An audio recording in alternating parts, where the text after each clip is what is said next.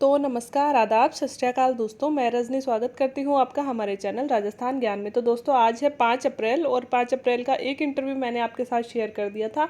एक दो इंटरव्यू और आए हैं तो मुझे लगा शेयर कर देना चाहिए। अच्छे क्वेश्चन सबसे पूछे जा रहे हैं। तो ये हैं जिनका 20 से 22 मिनट इनका इंटरव्यू चला। चेयरपर्सन थी श्री मंजू शर्मा। क्वालिफिकेशंस है जो जिन्होंने इंटरव्यू दिया है उनकी बीटेक एमटेक डिजिटल कम्युनिकेशन कर रखी है और जॉब है इनकी इलेक्ट्रॉनिक्स। कुछ पढ़ाते हैं ये इंस्ट्रक्शन या इंस्ट्रक्टर हैं इन गवर्नमेंट आईआईटी कॉलेज में उदयपुर में। ये चेयरपर्सन ने सबसे पहले पूछा कि 10th कहाँ से की, 12th कहाँ से की, बीटेक कहाँ से की और एमटेक कहाँ से की। उसके बाद में फर्स्ट वाले मेंबर ने पूछा यूनिवर्सल वैक्सीन प्रोग्राम क्या है, basic work profile of IIT student in automation centres में क्या है, मतलब बेसिक वर्क है ना, वर्क प्रोफाइल क्या होती है। In this sector jobs are available for IIT student, मतलब ये इनसे क्वेश्चन पूछा गया। और फिर is IIT student perform automation work और बेसिक वर्क। फिर नेशनल हेल्थ प्रोग्राम, मतलब ये तो इनके प्रोफेशन से रिलेटेड क्वेश्चन पूछे गए। और फिर इनसे पूछा गया कि नेशनल हेल्थ प्रोग्राम क्या है। फिर जनरल क्वेश्चन आते हैं, मोताना क्या होता है और इससे रिलेटेड सिचुएशनल क्वेश्चन इनसे पूछे गए। फिर आरपीएससी स्टैब्लिशमेंट ईयर, मेंबर और टेन्योर, कब स्थापित हुई, कितने सदस्य थे और उनकी अवधि, मतलब आरपीएससी की अवधि, मतलब सदस्यों की अवधि क्या होती है। मनरेगा स्कीम इन डिटेल में इनसे पूछी गई। फिर सिचुएशनल क्वेश्चन इनसे पूछे गए। फिर बेनिफिट ऑफ प्रोग्राम और वाई इंडिया, कि भाई मनरेगा के बेनिफिट क्यों हैं, क्यों इंडिया में चलाया गया है। और इनसे रिलेटेड कुछ सिचुएशनल क्वेश्चन भी इनसे पूछे गए।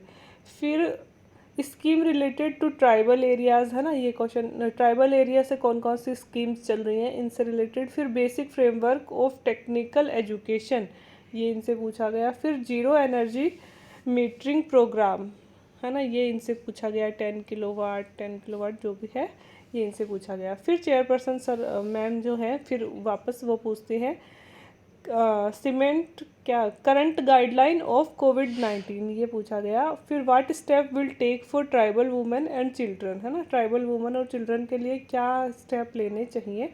कौन से स्टेट ने प्रतियोगी परीक्षा में रोडवेज में यात्रा फ्री कर दी है, तो अपने राजस्थान नहीं करी है। और फिर बेसिक प्रॉब्लम ऑफ ट्राइबल्स है ना, ये इनसे पूछा गया। तो मुझे लगता है ये मेंबर जो है ट्राइबल कम्युनिटी से बिलोंग करते हैं या फिर शायद उस एरिया से बिलोंग करते हैं, इसलिए इनसे ज़्यादातर ऐसे क्वेश्चन पूछे गए। या फिर हो सकता है कि उनको वैसे ट्राइबल याद आ गई हो तो वैसे पूछे गए हों, है ना। एक और मेंबर का इंटरव्यू है, इनका भी मंजू मैडम का ही बोर्ड था। 1:30 बजे आज इनका इंटरव्यू था। और ये अभी होम डिस्ट्रिक्ट है इनका अलवर और इन्फोर्समेंट इंस्पेक्टर हैं ये अभी, है ना। फिर मंजू मैम ने सबसे पहले पूछा 10th कहाँ से की, 12th कहाँ से की, हॉबी और कुकिंग हॉबी है इनकी। तो कुकिंग पर क्वेश्चन, क्या पकाते हो, क्या बेस्ट क्या पकाते हो आप, है ना। फिर इनके प्रोफेशन से ये सब पूछे गए कि रसद विभाग में निरीक्षक को किस एक्ट से पावर मिलती है, राशन डीलर गबन करे तो उसे किस धारा से दंड दोगे, है ना। एग्रीकल्चर बिल में ईसी एक्ट अमेंडमेंट से क्या होगा, जमाखोरी बढ़ेगी क्या। डायरी में से क्वेश्चंस निकाल कर फिर रैपिड फायर किया, मतलब आज मंजू मैडम डायरी में क्वेश्चन लिख के लाई थी और फिर वो मतलब तुरंत इनसे बहुत सारे क्वेश्चन बैक टू बैक पूछे गए। ये रैपिड फायर पहले भी कई बार हुआ है लेकिन मंजू मैडम ने आज पहली बार ट्राई किया है। तो राजस्थान में कौन कौन से खनिज हैं, सीसा जस्ता कहाँ मिलता है, अमृत कहाँ मिलता है, अलवर में तांबा कहाँ कहाँ मिलता है, राजस्थान में तांबा कहाँ कहाँ मिलता है, ऐसे क्वेश्चन।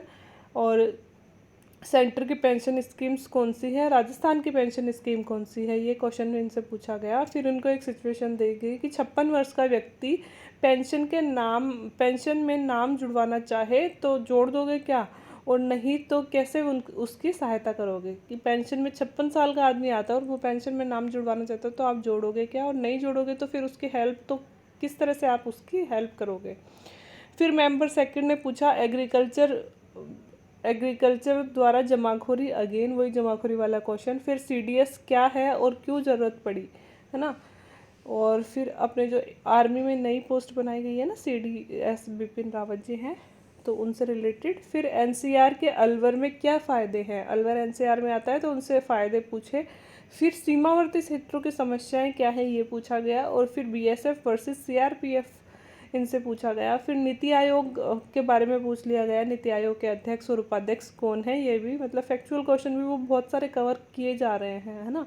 तो ये अध्यक्ष कल परसों लोकायुक्त और वो सब पूछ रखे थे। उससे पहले अपने वो जो सूचना आयुक्त कौन है, अन्य सूचना आयुक्त कौन है, मुख्य सूचना आयुक्त कौन है, ये सारे फैक्चुअल क्वेश्चन पूछे जा रहे हैं।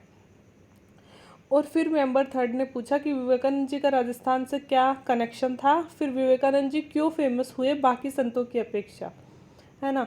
राजस्थान से कनेक्शन पूछा और फिर बाकी संतों की अपेक्षा वो इतने फेमस क्यों हुए। फिर सांभर झील के बारे में पूछा, देखो है अलवर के पर सांभर झील के बारे में पूछ रहे हैं, जयपुर से, जैसे जयपुर में है।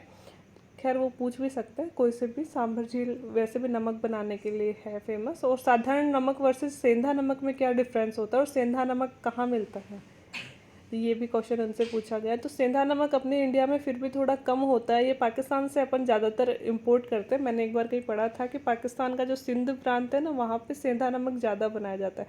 बाकी आप लोग भी मुझे नीचे कमेंट करके बताइएगा कि सेंधा नमक इंडिया में कहाँ कहाँ, मतलब राजस्थान में कहाँ मिलता है और अपन अगर इम्पोर्ट करते हैं तो कहाँ से करते हैं। फिर मतलब फिर से मेंबर ने पूछा, मतलब मंजू मैम ने पूछा कि रामसर वेटलैंड साइट्स क्या होती हैं और राजस्थान में वेटलैंड साइट कहाँ कहाँ हैं। तो हमारी जो केवला देव है वो है। फिर सांभर झील याद आ गई उनके कि इन्होंने प्रवासी पक्षियों का नाम लिया होगा कि भाई केवला देव में क्या क्या है, तो फिर सांभर झील में भी प्रवासी पक्षी आते हैं। तो फिर इनको सांभर झील में प्रवासी पक्षी मतलब क्यों चर्चा में रही, तो इन्होंने बताया कि पिछले साल यहाँ पे बहुत सारे पक्षी मारे गए थे। तो फिर मतलब उससे रिलेटेड पूछ लिया होगा क्यों मारे गए थे, वो बोटुलिज्म नामक बीमारी फैली थी ना। फिर थैंक्स, आप लोग आप जा सकते हो। तो अच्छे इंटरव्यू थे दोनों, शॉर्ट एंड स्वीट। शॉर्ट तो क्या बोलें, बेसिक इंटरव्यू इतना ही होते हैं, 15-20 मिनट का चल जाता है तो अच्छा ही माना जाता है। 20-25 मिनट इनका इंटरव्यू चला था।